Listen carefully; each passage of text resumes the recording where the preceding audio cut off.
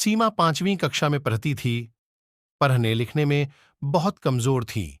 बस उसकी एक ही विशेषता थी कि वह दिखने में सुंदर थी, इसलिए सब उसकी सुंदरता की तारीफ करते थे।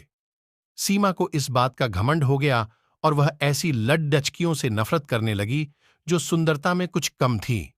उसे सबसे अधिक वंदना से नफरत थी, क्योंकि उसका रंग कुछ काला था। वह हमेशा उसे काली बिल्ली कहकर चिढ़ाती थी, लेकिन वंदना का स्वभाव इतना अच्छा था कि वह उसे कभी कुछ न कहती। वंदना बड्ढी भोली भाली लड्ढकी थी। पढ़ने लिखने में बद्दी होशियार थी। सभी अध्यापिकाएं उसे बहुत प्यार करती थीं। घर पर भी माँ उससे बहुत खुश थी। हर काम में माँ को सहयोग देती। सभी काम वह मन लगाकर करती थी। वह बड्ढी बड्ढी सफाई पसंद थी, इसलिए हमेशा साफ सुथरी भी रहती थी। सीमा सारे दिन घर से बाहर खेला करती। अर्धवार्षिक परीक्षा निकट आ गई, लेकिन उसे तो किसी बात की चिंता नहीं थी।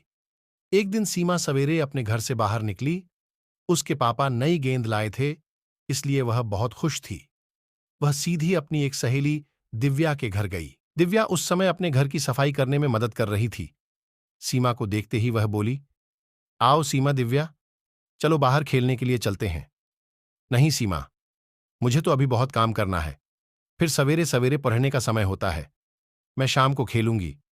यह सुनकर सीमा ने मन ही मन कहा, बड्ढी आई काम करने वाली, और मुंह फुलाकर बाहर चली आई। इसके बाद वह अपनी दूसरी सहेली रीता के यहां गई और नई गेंद दिखाते हुए बोली, रीता, क्या तुम मेरे साथ चलेगी? नहीं, मैं तुम्हारे साथ अभी नहीं जा सकती। मुझे अभी पढ़ाई करनी है, घर का काम करना है। यह सुनकर वह चुपचाप बिना कुछ कहे गुस्से से बाहर चली गई। इसके बाद वह अपनी कई सहेलियों के घर गई, पर सभी पढ़ाई कर रही थीं। किसी को खेलने की फुर्सत नहीं थी। सीमा सोचने लगी, इन सबको क्या हो गया है? इन्हें तो बस घर का काम करना और पुस्तकें पढ़ना ही पसंद है। फिर कुछ सोचकर सीमा अपनी प्रिय सहेली नीता के घर गई, लेकिन वह भी उस समय पढ़ाई कर रही थी। सीमा ने उसकी पुस्तक बंद करते हुए कहा, क्या हरदम तोते की तरह पुस्तकें रटती रहती हो? चलो बाहर खेलने चलते हैं सीमा। वार्षिक परीक्षा निकट है। मुझे पढ़ाई करनी है, इसलिए मैं तुम्हारे साथ खेलने नहीं चल सकती। तुम भी अपने घर जाकर पढ़ाई करो, वरना इस बार फिर फेल हो जाओगी। सीमा उदास मन से लौटने लगी। तभी उसे नीता की आवाज सुनाई दी। वह अपने मां से कह रही थी, देखो न मां, सीमा सवेरे सवेरे खेलने के लिए आ गई। उसे पढ़ाई की बिल्कुल चिंता नहीं है। मैं अब उसके साथ नहीं रहूंगी। जब देखो तब वह अपनी सुंदरता की चर्चा करती रहती है। मां, मुझे तो वंदना बहुत अच्छी लगती है। वह बहुत मेहनती है, पढ़ने लिखने में भी बहुत होशियार है। बस उसका रंग ही थोड़ा सा काला है।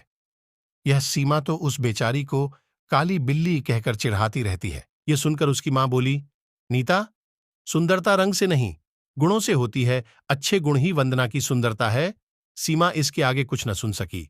वह चुपचाप अपने घर की ओर जा रही थी, लेकिन तभी रास्ते में केले के छिलके पर उसका पैर पड्डीडीडी एच गया। वह फिसल गई। वंदना अपने घर के बाहर खड्डी डी आई थी। उसने सीमा को गिरते देखा तो तुरंत दोनों हाथ पकड़ उसे बद्धे प्यार से उठाया। यह देखकर सीमा की आंखें भर आईं। वह मन ही मन सोच रही थी कि वह वंदना से कितनी नफरत करती है, लेकिन वंदना के मन में उसके लिए कितना प्यार है। वह बोली, वंदना, तुम सबसे सुंदर हो और मैं काली बिल्ली हूं। मैंने तुम्हें काफी तंग किया है, बहुत चिढ़ाया है, मुझे माफ कर दो। अरे, भला सहेली से माफी मांगी जाती है सचमुच। सीमा ने अपनी सुंदरता पर घमंड करना और वंदना को चिढ़ाना छोड़ दिया। इस कहानी से हमें ये सीख मिलती है कि सुंदरता रंग से नहीं, गुणों से होती है।